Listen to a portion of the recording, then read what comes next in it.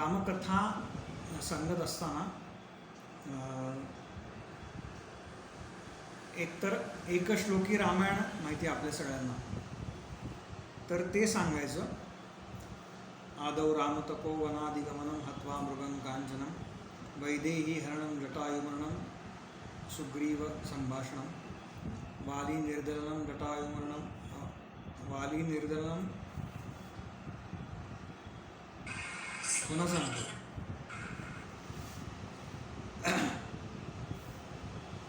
आदौ रामतपोवनादिगमनं हत्वा मृगं कांचनं वैदेही हरणं जटायुमरणं सुग्रीव संभाषणं वाली निर्दलनं समुद्रतरणं लंकापुरी दाहनं पश्चात् रावण कुंभकर्णहननं एतद्धि रामायणं. राजाधिराज प्रभू रामचंद्र भगवान की जय. एखादं पद म्हणतो तेव्हा ते कसं आपल्या पटकन लक्षात राहतं किंवा त्याच्या चालीमुळे. तोच श्लोक आहे पण चालीत म्हणल्यावरती बरोबर ते पुढचे शब्द येतात. तर हे एक श्लोकी रामायण सांगायचं. आणि भागवतामध्ये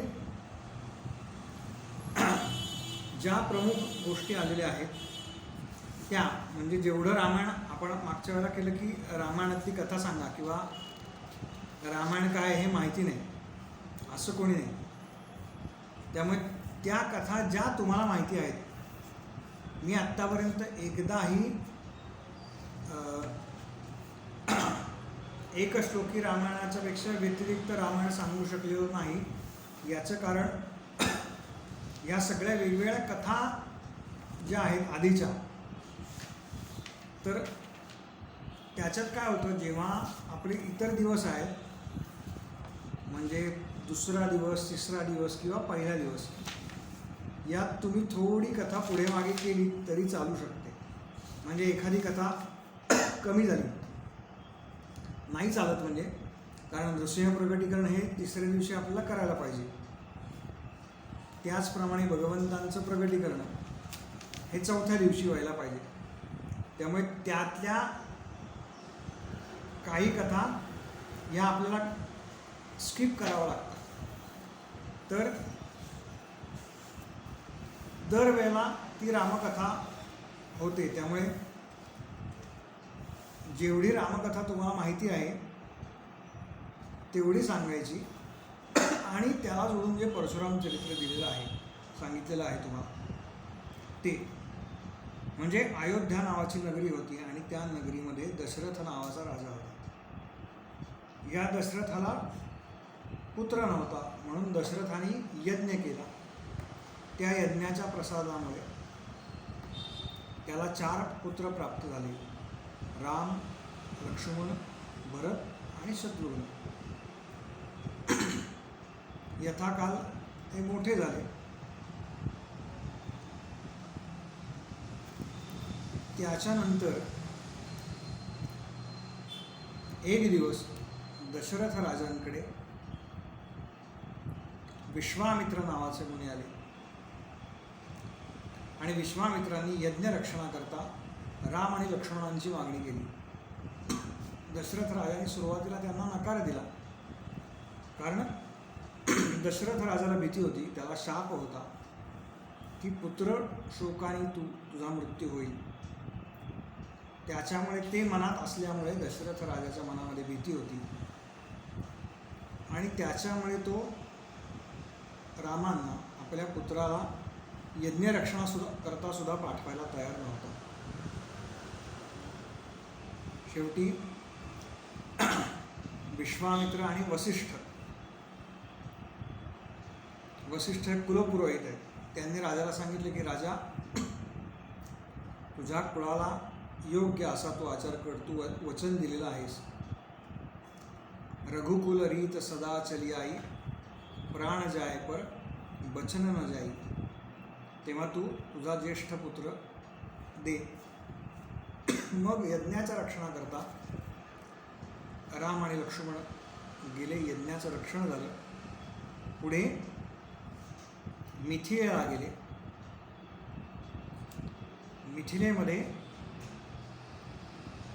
जनक राजाची कन्या जानकी हिचं स्वयंवर आयोजित केलं होतं. त्याच्यामध्ये तो धनुष्य होता, त्याला प्रत्यंचा लावायची आणि त्या धनुष्याला प्रत्यंचा लावत असताना ते धनुष्य मोडलं,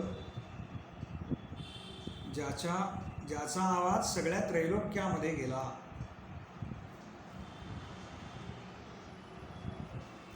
आणि अखेर जानकी देवींचा विवाह रामचंद्रांशी झाला. हे सगळं वऱ्हाड जेव्हा परत येत होतं तेव्हा रस्त्यामध्ये त्यांना परशुरामांनी अडवलं आणि हे धनुष्य जे आहे जनकाकडचं ते परशुरामांनी त्याला दिलेलं आहे, ते त्याच्या पूजेमधलं आहे. तेव्हा त्या धनुर्भंगाचा आवाज परशुरामांपर्यंत पोचल्यामुळे ते त्या ठिकाणी आले होते. वाटेमध्ये श्रीरामांची आणि परशुरामांची गाठ पडली आणि तिथे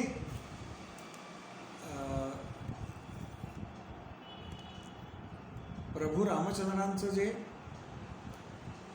तत्वस्वरूपाचं जे रूप आहे त्याचं दर्शन, म्हणजे आता पुढचा अवतार सुरू झालेला आहे. परशुराम अवतार ही संपवण्याची वेळ आहे एका अर्थाने. म्हणून प्रभू रामचंद्रांनी परशुरामांना विचारलं की परशुरामांनी युद्धाकरता आमंत्रण दिलं, दुसरं आपल्याकडचं जे धनुष्य होतं ते रामांकडे दिलं आणि त्याच्यावरती प्रत्यंचा चढवून बाण लावायला सांगितलं.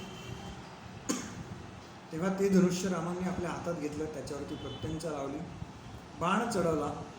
तेव्हा परशुरामांच्या लक्षात आलं की हे प्रत्यक्ष महाविष्णूंचंच रूप आहे, त्यांचाच हा अवतार आहे.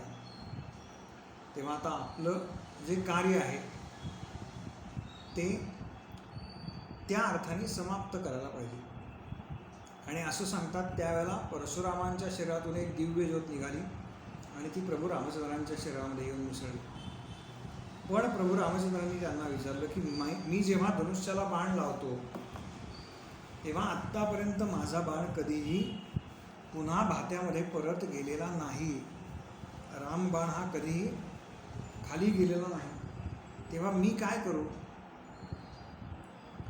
म्हणजे एकतर तुमची गती बंद करू शकतो, म्हणजे थोडक्यात तुम्हाला बाण मारणार, किंवा तुमचा स्वर्गाचा जो रस्ता आहे तो बंद करतो. त्यावर परशुराम म्हणाले तू माझा स्वर्गाचा रस्ता बंद कर. म्हणून प्रभू रामचंद्रांनी परशुरामांचा स्वर्गाचा रस्ता बंद केला. पुढे आपल्या राज्यामध्ये परत आले आणि जेव्हा राज्याभिषेक होणार असं ठरलं त्यावेळेला भरत आणि शत्रुघ्न आपल्या घरी म्हणजे अयोध्येमध्ये नाहीत. असं असताना प्रभू रामचंद्रांना राज्याभिषेक होणार ही बातमी पसरली. कौसल्या, कैकेयी आणि सुमित्रा अशा 3 माता आहेत प्रभू रामचंद्रांच्या, आणि सावत्र माता आहेत त्यातल्या 2. कैकेयीनं दशरथ राजांकडे अशी मागणी केली की मागे एका युद्धामध्ये तुम्ही मला 2 वर दिले होते, ते मला वर आत्ता द्या. एका वरानं भरताला राज्य द्या आणि दुसऱ्या वरानं रामांना 14 वर्ष वनवास. हे वर दशरथ राजा अत्यंत व्याकुळ झाले, पण रामचंद्रांनी वडिलांनी दिलेलं वचन आहे ते मी पूर्ण केलं पाहिजे म्हणून वनवासाला जाणार बरोबर शत्रुघ्न निघाले आणि त्याचबरोबर जानकी देवीसुद्धा निघाल्या. अनेक ऋषींची भेट झाली, अनेक काळ वनामध्ये राहिले, वेगवेगळ्या निषाद राजगृह त्याच्याबरोबर भेट झाली. चित्रकूटावरती असताना भरत भेटायला आला. तो सगळा प्रसंग आपल्याला माहिती आहे. भरत भेट म्हणून ती भेट प्रसिद्ध आहे. आणि त्याच्यानंतर जवळजवळ 13 वर्ष पूर्ण झाली आणि त्यावेळेला साधारणपणे प्रभू रामचंद्रांच्या आयुष्यामध्ये रामचंद्रांनी काही ठिकाणी 2 कोटी, काही ठिकाणी 5 कोटीपर्यंत राक्षस मारले असा उल्लेख आहे. संख्या रामायणावरती अधिक टीका असल्यामुळे वेगवेगळ्या टीकांमध्ये वेगवेगळे उल्लेख आहेत. आणि एक दिवस रावणानं रूप बदललं आपलं आणि मारीच्या राक्षसाच्या मदतीनं सीतेला पळवून नेलं, सीतादेवींना पळवून नेलं, आपल्या अशोकवनामध्ये ठेवलं. राम लक्ष्मण व्याकुळ झाले आणि ते सीता मातोश्रींचा शोध घेत घेत घेत त्यांची हनुमंतांची भेट झाली. त्या भेटीमध्ये प्रभू रामचंद्रांचं जे काम आहे म्हणजे सीता शोध जो आहे त्याच्याकरता या वानरांनी मदत करायची आणि त्याच्या बदल्यात वालीनं जे सुग्रीवाचं राज्य घेतलेलं आहे ते परत मिळवून द्यायचं असं ठरलं. यथाकाल ते राज्य परत मिळालं आणि या वानरांच्या मदतीनं लंकेवरती स्वारी करून रावणाला प्रभू रामचंद्रांनी संपवलं आणि पुन्हा सीता मातोश्रींना घेऊन ते अयोध्येमध्ये परत आले आणि अयोध्येमध्ये रामराज्य सुरू झालं. राजाधिराज प्रभू रामचंद्र भगवान की जय. ही सगळी कथा परीक्षित राजाला सांगितल्यानंतर परीक्षितानं प्रश्न विचारला की महाराज तुम्ही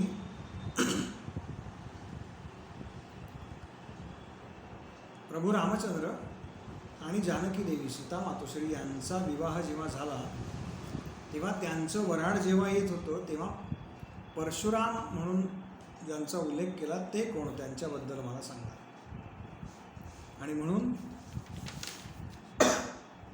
जरी परशुराम अवतार आधी असला तरीसुद्धा भागवतामध्ये राम अवताराची कथा आधी आणि मग परशुराम अवताराची कथा.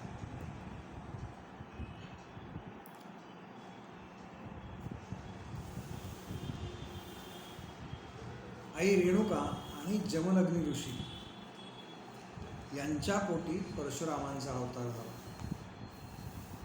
परशुराम हे जमदग्नींचे 4थे पुत्र सांगितले. आधीचे पुत्र आहेत त्यांना आणि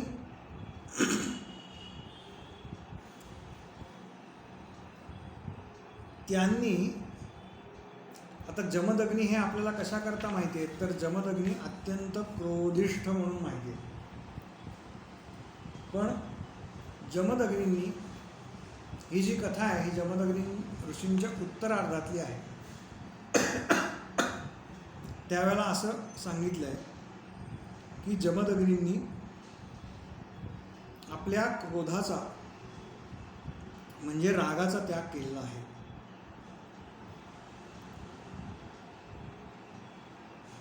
म्हणजे एका अर्थानं त्यांची तपश्चर्या तेवढीच काय म्हणतात उग्र आहे, पण क्रोधाचा जो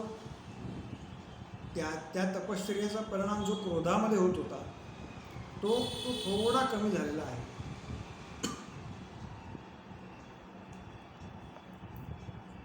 आता जमदग्नी आणि रेणुका यांच्यापासून मी जे म्हणलं तुम्हाला 4थे परशुराम सांगितले जातात तर काही ठिकाणी अनेक पुत्र आहेत आणि त्यातले सगळ्यात लहान परशुराम असाही उल्लेख आहे.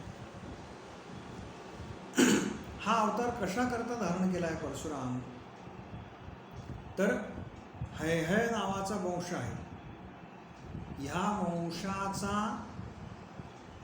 नाश करण्याकरता हा परशुराम अवतार सांगितला. याचं कारण असं आहे की हैहय नावाचं जे सगळे हैहय वंशी आहेत जे राजे आहेत सगळे तर ते अत्यंत उन्मत्त झालेले होते. तेव्हा त्यांचा उन्मत्तपणा कमी करण्याकरता म्हणून हा परशुराम अवतार.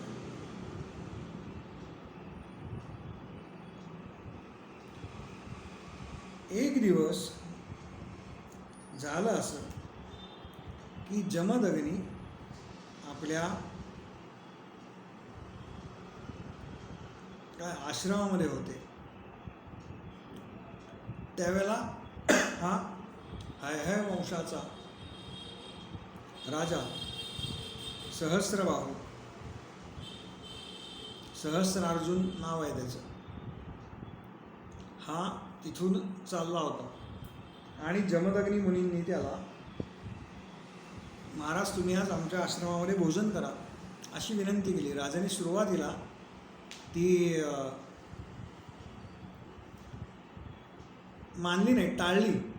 याचं कारण त्याच्या मनामध्ये असं होतं की माझ्याबरोबर 10,000 सैन्य आहे, ते जर इथे जेवलं तर या आश्रमाचा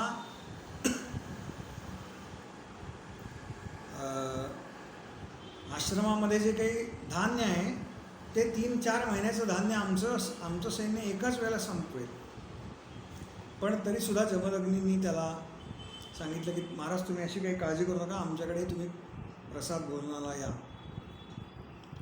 जमदग्नींकडे कामधेनू असल्यामुळे त्या कामधेनूनं सगळा स्वयंपाक तयार केला आणि राजाला राहावलं नाही. त्याने विचारलं की एवढं सगळं पक्वान्नाचं जेवण, एवढ्या 10,000 जणांचा स्वयंपाक तुम्ही कसं काय केलात? तेव्हा जमदग्नी सांगतात, क्षमा करा, की माझ्याकडे कामधेनू आहे आणि या कामधेनूमुळे मी हे सगळं करू शकलो. तेव्हा राजानं काय केलं, मला ती कामधेनू हवी आहे, तुमच्याकडे कशाला, राजाला याची गरज आहे. म्हणून ती कामधेनू त्यानं बळजबरीने ओढून नेली.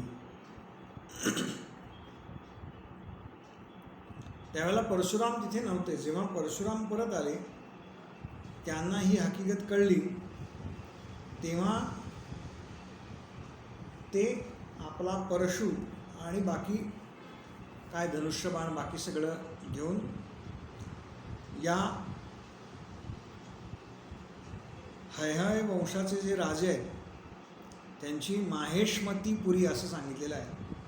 आता माहिष्मती हे नाव आपण ऐकलेलं आहे, ते नाव इथून घेतलेलं आहे. भागवतातलीच सगळी नावं वापरल्यामुळे मी गमतीनं म्हणतो की हे सगळे सिनेमे का चालतात, तर भागवतातली नावं आहेत सगळी. सगळ्या गाजलेल्या सिनेमांमधली जर तुम्ही नावं काढलीत ना तर ती भागवत ग्रंथामधनं घेतलेली आहे. महिष्मती नावाची नगरी, तिथे येऊन या परशुरामांनी भरपूर संहार केला आणि त्यांनी त्या सहस्त्रार्जुनाला संपवलं. ती गाय आपल्या आश्रमामध्ये म्हणजे वडिलांच्या आश्रमामध्ये आणली, पण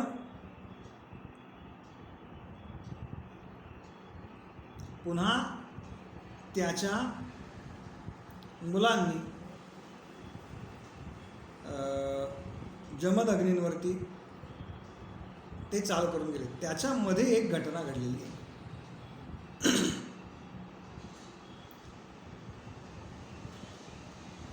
परशुरामांनी जे सगळा संहार केला त्याचं जे काही पातक लागलं त्याच्या तपश्चर्ये करता म्हणून ते गेले आणि एक दिवस परशुरामांची माता रेणुका ही नदीवरती पाणी आणण्याकरता गेली होती.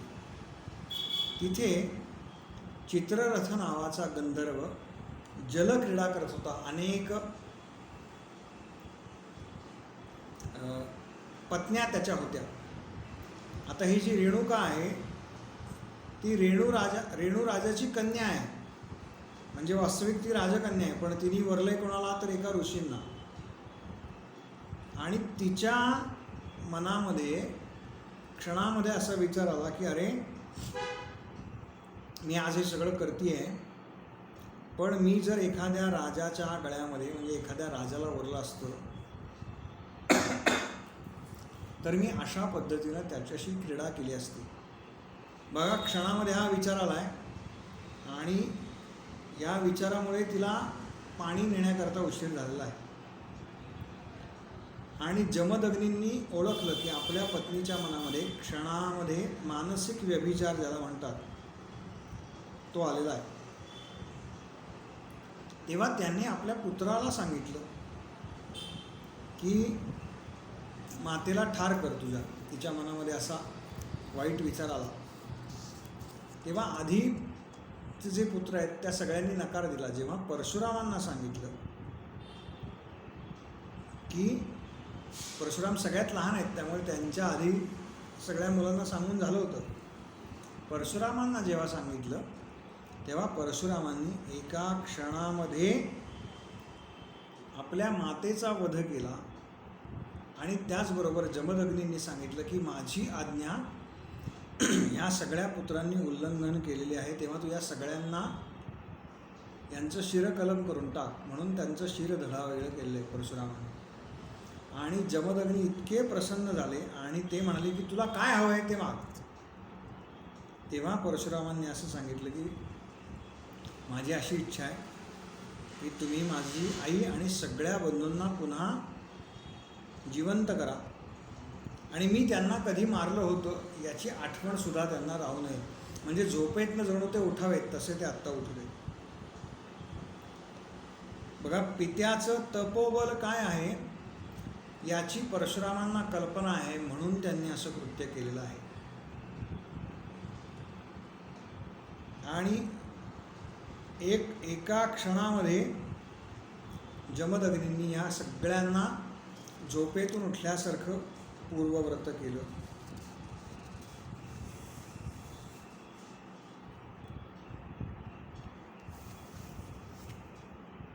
ही एक परशुरामांच्या आयुष्यामधली ज्या अनेक महत्त्वाच्या घटना आहेत त्यातली ही भागवतामध्ये मुद्दाम आलेली आहे. पुढे एकदा परशुराम तिथे नव्हते त्यावेळेला या सगळ्या सहस्त्रार्जुनाच्या मुलांनी या जमदग्नींच्या अग्निशाळेमध्ये प्रवेश केला आणि जमदग्नींचं मस्तक कलम केलं.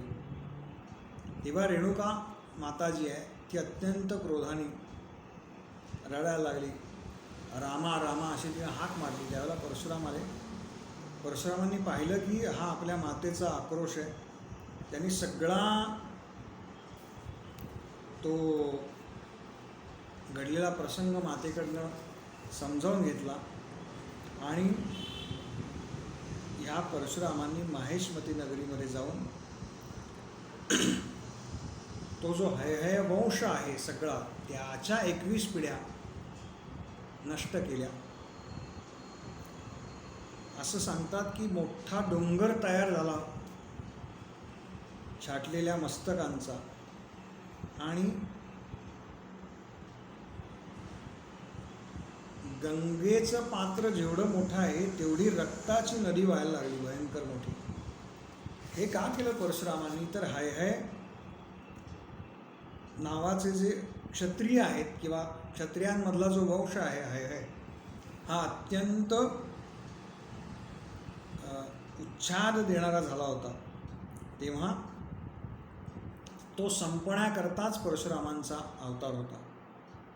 आणि मग हे सगळं करून ते परत आले, आपल्या पित्याचं मस्तक धडाला जोडलं आणि आता आपल्या पित्याचं देहकार्य करण्याकरता म्हणून त्यांनी तो देह एका कावडीमध्ये ठेवला. रेणुका मातेनं सती जायचं ठरवलं होतं आणि तो देह अशा ठिकाणी ठेवायचा की जिथे कोरी भूमी म्हणजे युद्ध झालेलं नाही आत्तापर्यंत एकदाही. तो देह घेऊन फिरत फिरत परशुराम चाललेत संपूर्ण पृथ्वीवरून आणि एका ठिकाणी त्यांना असा आवाज आला की परशुरामा, तू या ठिकाणी तुझ्या वडिलांचं देह कार्य जे करू शकतोस ते ठिकाण म्हणजे आजचं माहूरगड आहे. तिथे दत्तात्रेयांची भेट झाली असं सांगतात बरं का परशुरामांची.